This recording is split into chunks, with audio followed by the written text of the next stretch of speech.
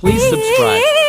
మనసులో వెన్న రాయిలా ఉన్నవాడిలోన దేవుడెవరికి తెలుసును నాకన్నా చూసేకి అద్దిరవ్వ మాదిరి ఉంటాడే